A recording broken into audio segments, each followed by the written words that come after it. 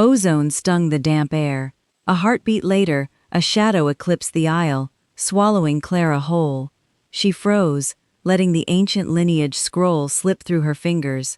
It unspooled across the dusty stone with a soft, papery hiss.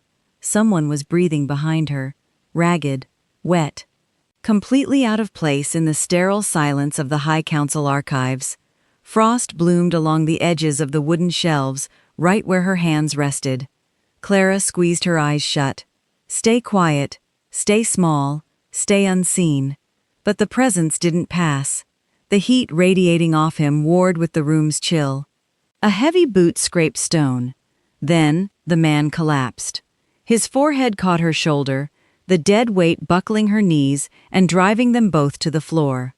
They tangled in the darkest corner of the aisle, a mess of limbs and ash-scented leather. Panic clawed at her throat. She twisted her head, her eyes adjusting to the gloom. Nikolai, the council's Lycan executioner, the ghost story whispered by the lower caste. He was practically burying her, his face mashed into her neck. Black smoke curled from his shoulders, reeking of rotting magic. He was burning alive. She pushed frantically at his chest, solid rock beneath thick leather. He didn't budge. Up above, the spiral staircase rattled with a thunderous crash. Iron-shod boots, half a dozen of them. Handlers. If they found an archivist pinned beneath their deadliest asset, she wouldn't survive the interrogation. And if they dug deeper, they'd find her bloodline. Wake up, she breathed. Please. Nikolai only gave a vibrating groan that rattled her ribs. Magic sparked off his skin, singeing her sleeves. The boots drew closer, lantern light bleeding across the vaulted ceiling. She was trapped. The thud of iron boots grew deafening. Clara flattened her spine against the bookshelf.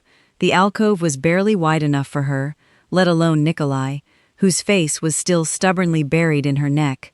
His rough stubble dragged painfully across her skin, with every shallow breath. Check the east wing. The gruff bark echoed off the stone. He couldn't have gone far. The poison is already breaking down his nervous system. Poison. The council was killing their own weapon. Lantern light swept the floorboards, halting 3 feet from Clara's worn boots. She didn't shove him away. She didn't scream for the handlers. Instead, her fingers clamped onto the edges of her oversized gray cloak, and with a desperate yank, she dragged it over Nikolai's head and shoulders. She buried him in her lap, and held her breath. Footsteps paused at the edge of the aisle. The iron toes of a handler's boot pointed right at them. 3 more steps, that's all it would take. The heat pouring off Nikolai was agonizing. Magic sizzled against the stone, filling the tiny tent of her cloak with the stench of scorched earth. He shifted, a low, guttural noise building in his throat.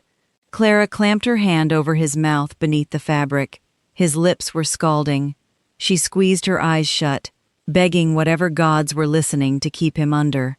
The weight of his chest expanding against her ribs was maddening. Nothing down here but dust, the handler grunted. The light swung away.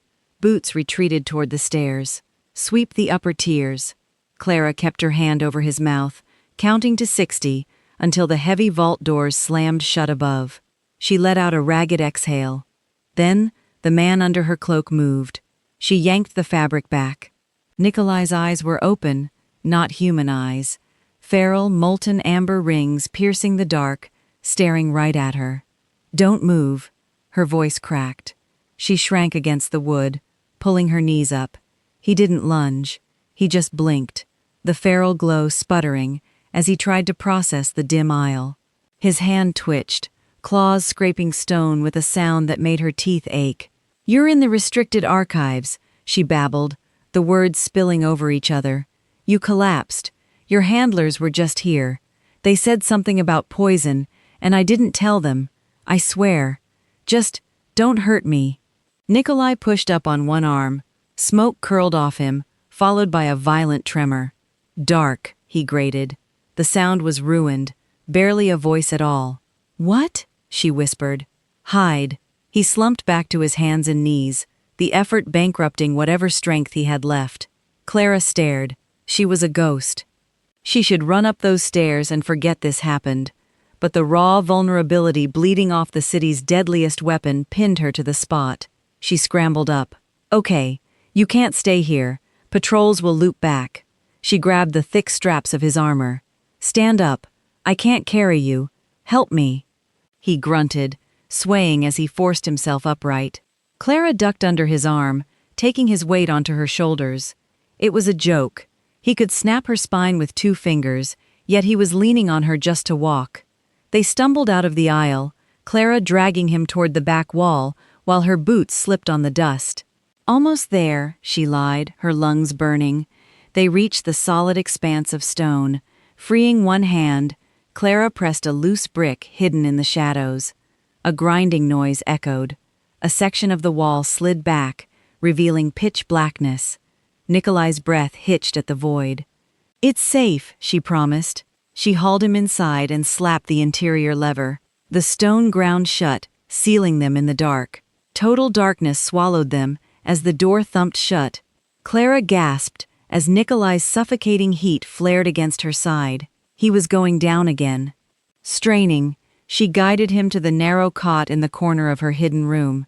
He hit the thin mattress with a groan, the old wood bowing under his mass. Her hands shook as she struck a match to a small oil lamp. Golden light washed the room, and Nikolai somehow looked worse. His leather armor was smoking, the edges curling. Underneath, his skin was violently red and threaded with creeping black veins. Rotting magic. The stench of ozone and cooking flesh made her eyes water. She moved to her work table, grabbing frostroot and pale mint. She crushed them in a stone bowl with cold water until a thick, icy paste formed. Back at the cot, his chest heaved. Clara hesitated. Touching him felt like sticking her hand in a furnace, but those black veins were climbing his neck. She swallowed hard and pressed her paste-covered fingers directly onto his burning skin. The magic hissed against the frostroot. Nikolai's spine arched off the bed, a desperate sound tearing from his throat. He didn't fight her. He leaned into the icy touch with a physical desperation that sent a jolt straight to Clara's chest. He chased her hands, head rolling to the side as his breathing finally evened out. The tension snapped. For a moment, there was just the quiet scrape of her fingers working the poultice into a broken man. Then his hand shot out of the shadows. Calloused fingers locked around her wrist like a vice. Before she could blink, he twisted, yanking her forward and pinning her hard against the edge of the cot. "What did you do to me?" The rumble rattled her ribs. The feral amber was gone from his eyes, replaced by a cold, surgical steel that was much, much worse. Clara froze against the mattress, her wrist trapped in his grip. "I stopped the burning," she stammered, her pulse frantic. "The magic was eating your nerves." "Frostroot neutralizes it. You poisoned me. I saved you," her voice echoed off the tight stone walls. She tugged her arm, but it was like pulling against a bolted steel beam. "If I wanted you dead, I'd have left you for the handlers." Nikolai narrowed his eyes. The muscle in his jaw jumped. "They were looking for you," she rushed on. "They said the poison was breaking you down. Go back up there right now. They'll see you're weak. They'll chain you." He stared at her, scanning her face for the lie. He found nothing. Slowly, the iron tension in his shoulders backed off. He knew she was right. Going up meant exposing his throat to the men holding the leash. He was trapped, and this dusty archivist was the only reason he was breathing. He let go of her wrist. Clara scrambled back, hugging her arm, putting the tiny room's width between them. Nikolai pushed himself up to a sit. He looked at the smeared paste on his chest, then back to her. The monster was gone, replaced by a heavy calculation. "A practical arrangement, then," he said quietly. "Until I heal. You can't just live in here." Clara tried to make herself look taller, pointing a shaky finger at the wooden bucket in the corner. "This is my sanctuary. I have rules. You don't leave. You don't make a sound. If they hear you, they won't." He wasn't looking at her anymore. His gaze swept the cramped walls, the tiny desk, the dying lamp. He noted how her oversized cloak swallowed her frame. He took up all the oxygen. This space used to be her shell. Now it felt like a cage. His eyes tracked the floorboards and stopped. He stared at the heavy, iron-bound chest under her desk, the only thing secured with a massive padlock. "What's in the box, little mouse?" Clara's heart slammed into her ribs. "The lineage records, her death warrant." "Nothing," she lied, keeping her voice dead flat. "Archive ledgers, unfinished cataloging." His lips twitched. Not quite a smile, but close. He didn't buy it for a second. The realization that this Lycan was tracking her every tell made her skin crawl. Her invisible life was cracking down the middle. A frantic knock suddenly rattled the stone door. Clara jumped. "Clara!" Elara's muffled voice bled through the rock. "Clara, are you in there? They're sealing the upper doors. You need to come out." Clara stopped breathing. Behind her, the cot groaned. Nikolai didn't speak, but the weight of his silence was a threat all its own. He was waiting to see if she'd sell him out. She pressed her palms to the cold wall, finding the lever. She cracked the door just enough to squeeze through, wincing at the hinge's whine, and clicked it shut before Elara could peek inside. The main vault was freezing. Elara stood in the aisle, lantern casting frantic shadows, wringing ink-stained hands. "Where were you?" she hissed. "The handlers are furious. They're locking down the upper tiers. They found blood on the south stairwell. We have to log out before curfew or we're stuck." Clara forced her shoulders down. She channeled a decade of playing the ghost into a perfect, annoyed sigh. "I can't. I knocked over a shelf of Southern Province birth records in the deep stacks. It's a disaster." Elara frowned, looking past Clara at the solid stone, oblivious to the sanctuary just inches away. "Are you sure? It's freezing. And they're hunting a Lycan. I'd rather freeze than face the head archivist tomorrow. Go, before they lock you in." Elara chewed her lip, then turned and hurried up the stairs, lantern swinging until the light died. Clara waited until the footsteps faded into absolute silence. Then she pressed the brick and slipped back into the heat. Nikolai was exactly where she left him, coiled tight. "She's gone," Clara whispered. He didn't blink. He just stared at her chest. "Why did your heartbeat lie to your friend?" Clara crossed her arms tight over her ribs. "I don't know what you're talking about." Nikolai let out a rough exhale that mocked her. He tracked her as she peeled off the door and went back to the work table, ignoring him to focus on the mortar and pestle. She needed busy hands. She ground dried blood leaf and ash bark into a wooden cup. The sharp scent finally cut through the metallic reek of his magic. "Drink this," she ordered, holding the cup out with a stiff arm. He looked at the sludge, then up at her. He didn't take it. He leaned forward, forcing her to step closer.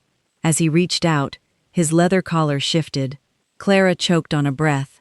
Right under his scarred jaw, thick silver tattoos dug into the cords of his neck. Not ink, subjugation runes, the inescapable brand of a council slave. The city's nightmare was on a leash. "Stop staring," he rumbled, snatching the cup. He downed the bitter sludge in one gulp without a flinch. Clara watched his throat work, a sickening wave of empathy washing over her. She knew about chains. Hers were just made of dust and fear. He was a monster, sure, but he was a victim first. The empty cup suddenly snapped in half inside his fist. Nikolai choked on a ragged breath. The black veins on his chest flared violent purple. A fresh surge of magical decay hit him like a hammer, driving him off the edge of the cot and straight to his knees. He hit the floor hard enough to rattle her teeth. Clara dropped beside him. He was convulsing, massive hands tearing at the stone as if trying to rip the floor open. The air turned scorching, sucking the oxygen from the room. The council's poison was warring with her restorative, tearing his nervous system apart. "Nikolai!" she yelled, grabbing his shoulder. He didn't hear her. His eyes rolled back, and a feral snarl tore through his teeth. Claws slid free, gouging the stone. She didn't pull back. She threw her arms around his thick neck, pressing her cheek to his burning chest, anchoring him with her entire body weight. The heat soaked through her sleeve instantly. It was terrifying, yet somehow deeply grounding. "Listen to me," she pleaded into his armor. He thrashed, a pained roar escaping his throat. His arm swung, knocking her chair across the room, but she held on. She closed her eyes and let her deepest secret slip. She hummed. The melody was guttural and ancient, the soothing chant of her dead royal pack, the dead tongue. The outlawed language vibrated against his chest. "Sleep, warrior. The moon watches. The hunt rests." She whispered the syllables, rubbing circles into the rigid muscles of his back. The violent trembling eased. The scorching heat dialed back. His breathing hitched, turning deep and ragged as he finally slumped against her. The crushing weight pinned her to the floor, but she didn't care. Holding him, being his only tether, flooded her veins with a dangerous rush.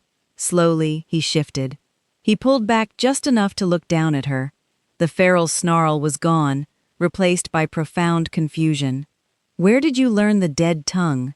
The ghost of his heat lingered on her skin, long after she scrambled backward. She hit the wall, pulling her knees up. The damp air rushed back in, freezing the sweat on her collarbone. Nikolai stayed on the floor, shoulders slumped, the violence gone from his frame.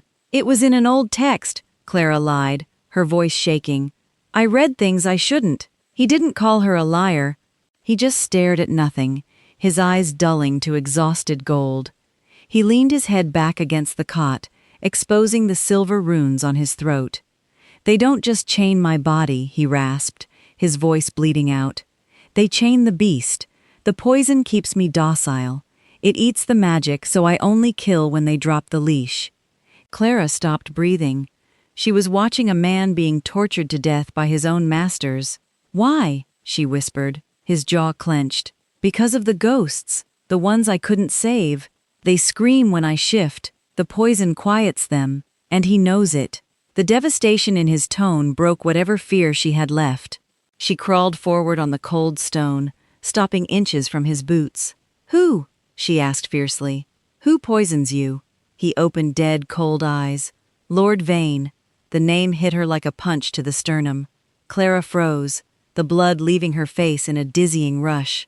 Lord Vane, head of the High Council. The architect of the slaughter. She pushed herself up, walking stiffly to the cot. She dropped to her knees, reached under the thin mattress, and found the rusted iron key. Nikolai watched her, his chest rising and falling in shallow rhythm. She crawled to the iron-bound chest under her table. The key slid into the padlock with a metallic crack that echoed in the tiny room. She threw the lid open. The smell of old parchment and dried blood drifted up. Bypassing the fake ledgers, her shaking hands pulled out a crumbling scroll bearing the crushed wax seal of her pack. Pinned to it was the official execution order, the same order that had sent soldiers to murder her family in their sleep 10 years ago. She stared at the signature at the bottom, faded but unmistakable. Lord Vane. A ringing started in her ears.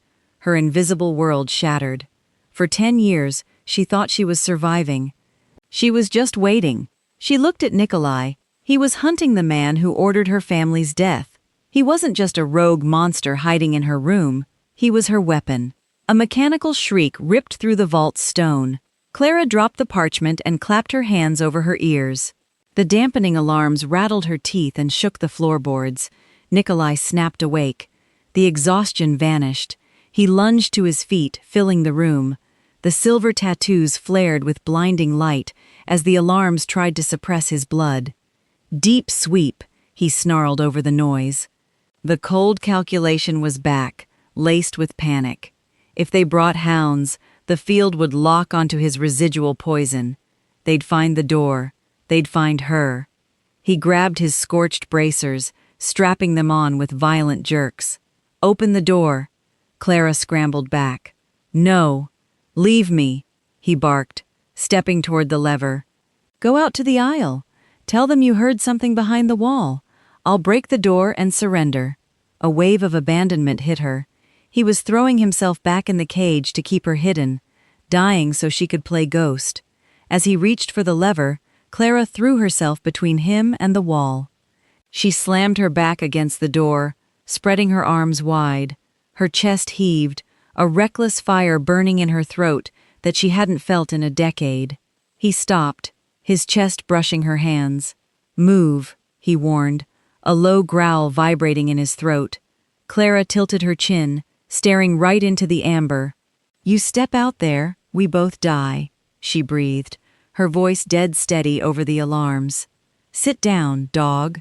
The alarms abruptly died. The silence that rushed in was heavier than the screaming. Clara kept her arms pinned to the damp stone, her heart hammering, expecting him to rip her throat out for the disrespect. He didn't move. His amber eyes burned into hers. Neck muscles bunched as he fought the instinct to dominate. Then, he let out a ragged exhale and took a step back. He didn't say a word, but the rigid fury stayed. "I have to do the evening sweep," she whispered. "If I don't sign the ledger, they'll come looking. Stay quiet." She didn't wait for an argument. She pulled the lever and slipped out. The main vault was freezing, but for the first time, the endless rows of books didn't feel like a blanket. They felt dead. The absence of his heat left a hollow ache in her chest. She hugged herself, walking the aisles. She missed the smell of ash. She missed his terrifying gravity. She turned the corner toward the stairs and froze. Ilara was near the back wall, lantern on the floor. She was staring at the thick dust where the hidden door met the floorboards. Heavy, massive boot prints overlapped Clara's small ones. "Ilara?" Clara called, forcing a tired tone. Ilara jumped, her eyes wide. "Clara?" The handlers said they lost the scent. "The handlers are idiots," Clara said smoothly, stepping up to scuff her boots over the largest print. "Go home. Curfew is ringing." Ilara hesitated, looking from the dust to Clara's face. Then she hurried past, her footsteps echoing up the iron stairs. The sanctuary wasn't safe anymore, Ilara knew. The handlers would be back, and if Clara just sat in the dark, they'd drag Nikolai out and kill them both. Hiding wasn't surviving, it was just waiting your turn. She didn't go back to the hidden room. She turned and walked straight for the restricted iron stairwell leading to the upper administrative vaults. Breathe. Step. Shadow. The upper levels smelled like beeswax, polished oak, and containment magic. No dusty shelves here, just heavy oak doors and elite watchmen. She reached the shadow of a marble pillar outside Lord Vane's private study. 2 guards paced the far end. She waited, her palms sweating against the stone. They turned the corner. She darted across the hall, slipping the lock with an iron hairpin. She slid inside, just as heavy boots marched past. The study was suffocatingly rich. She dropped to her knees behind the mahogany desk, feeling beneath the floorboards for the cold iron of the hidden safe. She forced her archivist master key into the lock. It ground harshly, then gave. Inside sat a thick, black-bound ledger, the proof of Vane's embezzlements, illegal slaughters, and poison shipments. She grabbed it. A blinding red line of magic snapped tight across her arm as it crossed the threshold. Searing heat sliced her forearm. She bit her lip to swallow the scream, tasting copper. A glowing, jagged mark burned into her skin. A tripwire. She shoved the ledger into her cloak and clutched her bleeding arm. She had to get to the basement, now. Clara stumbled through the hidden door, her breath tearing out in wet gasps. She hit the lever before her knees buckled, dropping the heavy black ledger to the floorboards. The magical burn on her arm was spreading, dripping blood down to her knuckles. Nikolai was there instantly. He hauled her effortlessly off the floor. The scent of her blood hit the room, and his icy mask shattered. "You're bleeding." His gravelly voice was tight with unfiltered panic. He pulled her flush against his chest. The relief of his heat hit her like a wave, melting away the terror of the upper levels. She buried her face in his leather armor, shaking. His hands were frantic but surprisingly gentle, his thumb hovering millimeters above the scorched skin. "Tripwire spell," he rumbled, amber eyes flaring with protective fury. "You went to the upper vaults. You foolish, reckless little mouse." "So why?" Clara pulled back just enough to look at him. She nudged the ledger with her boot. "I brought you the knife," she whispered, voice completely steady. "To cut Vane's throat." Nikolai stared at the book, then slowly brought his gaze back to her face. His calloused fingers gently traced her jaw. The awe in his expression was devastating. "Who are you?" he breathed. She leaned into his touch, letting the last of her armor fall. "My name is Clara," she said softly. "Clara of the Vanguard Pack, and this is my home." Her true name hung heavy in the air. She watched him absorb it, feeling visible for the first time in a decade. Then, a deafening metallic clank shattered the quiet. The stone door groaned as thick iron deadbolts slammed shut deep within the rock. Clara lunged for the lever, yanking downward with all her weight. Fused, locked from the outside. "Clara!" The voice drifted down through the rusted ventilation grate near the ceiling. Small, trembling. Clara froze, the blood draining from her face. "Ilara, I'm so sorry," Ilara sobbed, her voice echoing weirdly through the stone. "The guards found blood outside Vane's study. The master ledger is gone. I knew you didn't knock over any records. I saw the footprint. I couldn't let them think I helped you." A wave of betrayal crashed over Clara. The air felt thick and poisonous. Her friend had locked the cage.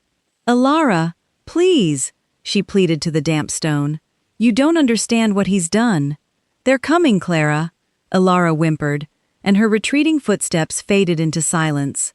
Then came the rhythm of iron boots, dozens of them, marching down the spiral stairs, vibrating through the floorboards. The handlers were here. Nikolai didn't look at the door. The awe vanished, replaced by the savage math of a cornered predator. He took a step back. "Get away from the door," he ordered. The rumble vibrated through her boots. He was already changing. His leather armor groaned as his muscles expanded. The black veins flared toxic purple. He was forcing the shift, letting the feral magic override the poison. The heat spiked. The crack of elongating bone echoed off the walls. "No," she gasped. "If you shift fully, the magic will stop your heart." "It will stop theirs first," he snarled. He dropped to one knee, jaw extending. Amber swallowed his eyes. He pointed a clawed finger at the vent. "Climb the shelves, kick out the grate, crawl into the stacks, and don't make a sound." He spoke in sharp bursts, fighting the agony. "I will break the door. I will hold the aisle until I drop." Clara stared. He was choosing to bleed out on the floor to buy her time to scurry back to the shadows. Outside, a battering ram hit the stone door, shaking dust from the ceiling. "I am not leaving you," she yelled. "Hide!" he roared. He shoved her toward the back wall, placing his shifting body between her and the splintering door. Clara hit her work table. She looked at the monster preparing to die for her, and she refused. She grabbed his clawed hand. "No more hiding!" The ram hit again. A massive crack split the rock. Clara looked at the tiny cot, the vials, the patched cloak. For 10 years, she'd called this a life. It was a tomb. A bloodline meant nothing if it never saw the sun. "Hold on to me," she ordered, her voice slicing through the chaos. Nikolai hesitated, claws hovering near her face. She didn't wait. She dropped to her knees, dragging him down, and shoved her hands beneath the heavy chest under her desk. She dug her bruised fingers into the thick mortar until she found a rusted iron ring buried in the dirt. The ram hit a third time. The hinges shrieked. "For the Vanguard," she whispered, and pulled the ring with everything she had. The floor didn't just open, it collapsed. A rush of stale, freezing air exploded upward. Clara plummeted into pitch blackness, the breath stolen from her lungs. In the dark, a muscular arm wrapped around her waist, crushing her to a chest of solid heat. Nikolai twisted in midair to take the impact.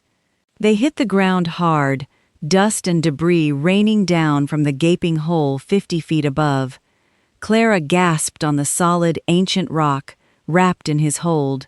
She opened her eyes to the dark, knowing exactly where they were. "Welcome to my ancestral home," she breathed.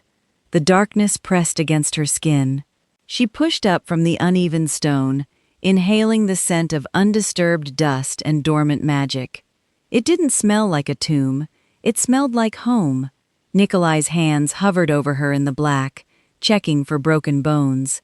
His breathing was a wet rasp, but the terrifying heat of the shift had cooled. The fall had shocked his system, giving the frost root a chance. "I'm unhurt," she whispered, pulling away. Her fingers brushed the damp wall, finding a familiar groove. She mapped the forgotten tunnels of her pack. She knew every blind corner and pressure plate. Above them, heavy ropes thudded against the cavern floor.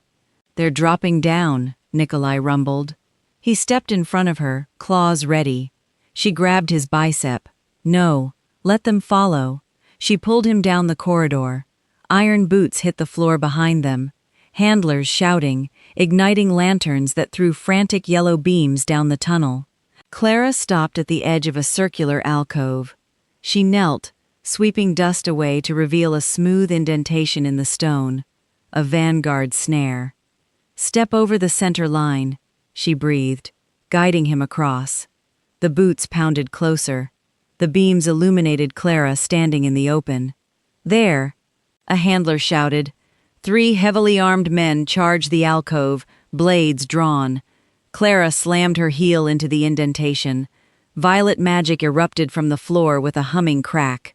The cage of solid energy snapped shut, throwing the handlers backward like rag dolls. Their lanterns shattered. Clara stood tall in the flickering shadows, watching the elite soldiers thrash against the unyielding magic. She wasn't an archivist anymore. She was a queen in her own domain. A shadow detached from the ceiling just outside the snare. A 4th handler, a brute with an iron broadsword, had avoided the circle. He hit the ground rolling, eyes locked on Clara. "Die, rogue," he spat, lunging with a lethal horizontal arc aimed at her neck. Nikolai struck. He didn't use a weapon. He just crashed into the man with the force of a falling boulder. The broadsword clattered uselessly. The violence was silent and brutal. Nikolai grabbed the handler by his breastplate and slammed him face first into the solid rock. Bone crunched wetly. He dropped the broken man to the floor. 3 seconds, and it was over. The tunnel went dead still. Nikolai stood over the soldier, his chest heaving, blood dripping from his claws. A feral, blood-soaked monster off his leash. He turned slowly, amber eyes locking onto Clara. He didn't step toward her. Instead, the apex predator deliberately lowered his massive frame. He dropped to one knee, bowing his head to expose the silver-tattooed cords of his neck. Absolute submission. Clara looked at him and felt no fear. The terror that ruled her life evaporated. True safety wasn't hiding. It was trusting the monster to guard the light. She stepped forward, touching the sweat-slicked hair at the nape of his neck. "Rise," she whispered. He stood, eyes never leaving hers. He wasn't the council's weapon anymore. He was hers. They moved upward through the catacombs in silence, climbing a steep spiral of rough-hewn stairs. The air warmed, the damp earth fading into the scent of beeswax and incense. They were directly beneath the heart of the city. At the top of the stairs, massive rusted iron doors blocked the path. Clara pressed her ear to the metal. The booming cadence of Lord Vane echoed through the iron, spinning a lie to the Grand Assembly about the missing ledger. Clara pulled the black-bound book from her cloak. She held it out to Nikolai. The black veins on his chest were dormant now. He didn't take it. "You found it," he rumbled. "You read it." "They won't listen to an archivist," she said, her heart hammering. He reached out and took her hand instead. His calloused fingers intertwined with hers, a sweeping warmth flushing the cold from her veins. He pressed his thumb to her racing pulse. "They will listen to Clara of the Vanguard Pack," he said quietly. "I won't speak for you. I will stand behind you." He folded her fingers back over the heavy leather cover. They didn't need to discuss the plan. No more shadows, no more back corridors.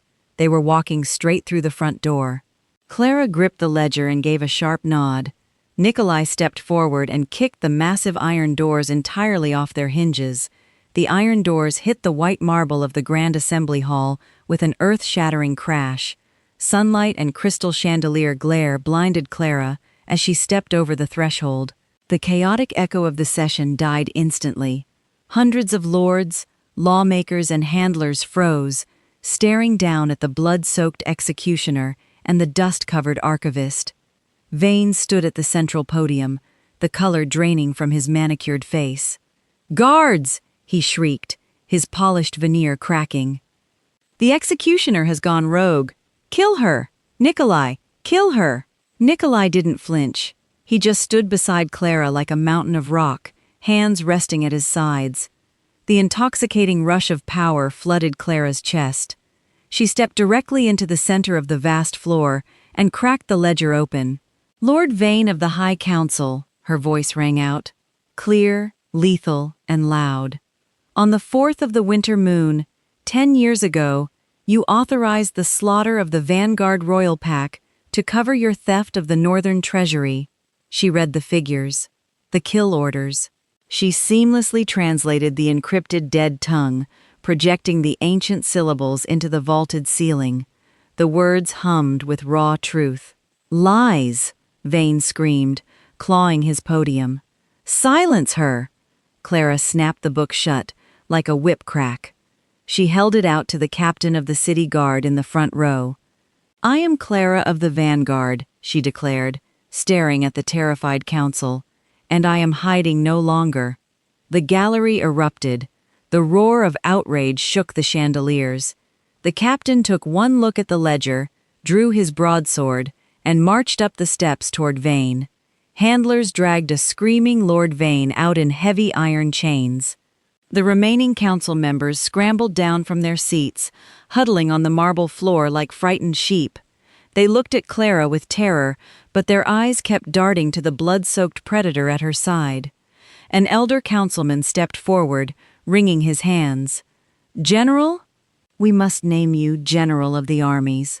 The rot was hidden from us, Nikolai. We swear it. We will double your rations. A seat at the lower tables. Just, please, lower your claws." Nikolai looked at the trembling politicians. A devastating sneer curled his scarred mouth. He reached up to his own throat. He dug his claws into the heavy leather collar over the silver subjugation tattoos, and with a savage jerk, ripped it completely off. The heavy metal snaps tore away, ripping the magical brand from his skin. He dropped it onto the white marble. The clack echoed through the sudden silence. He didn't ask for a pardon. He looked down at the elder, his voice leaving no room for debate. "I serve only my mate."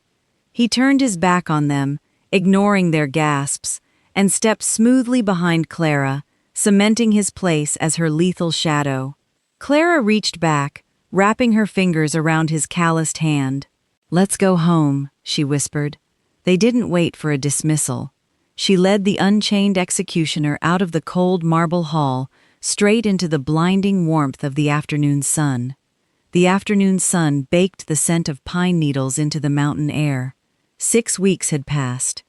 Clara stood on a high, grassy ridge overlooking the sunlit valley of the Vanguard Packlands. The thud of hammers and shouts of builders drifted up. The burnt stone foundations of her ancestral home were finally being cleared, replaced by fresh timber and white stone. She took a deep breath. No smell of damp ash, no dust, no fear. She wore a simple green tunic that caught the light, not an oversized cloak. The heavy crunch of boots on the grass broke the quiet. Clara didn't flinch. Her pulse didn't flutter. It hummed with deep peace. A shadow eclipsed her, and his searing heat radiated against her spine, a second before thick arms wrapped securely around her waist. Nikolai pulled her flush against his chest, exhaling a contented breath, his heavy chin coming to rest on her shoulder, the same way he had pinned her in the dark aisle. But now, there was no poison. "The southern wall is finished," he rumbled softly against her collarbone. Clara leaned back, resting her head against his neck. Her fingers traced the faded scars where the silver tattoos used to be. He was unchained, yet he had never held her tighter. "It looks beautiful," she murmured, eyes tracing the valley. She closed her eyes, letting the security wash over her. For 10 years, she had buried herself, convinced invisibility was the only way to cheat death. But as his breath hitched and he pressed a soft kiss to her neck, the truth settled in her chest. She hadn't been alive, not really, until the most dangerous monster in the world had fallen into her lap.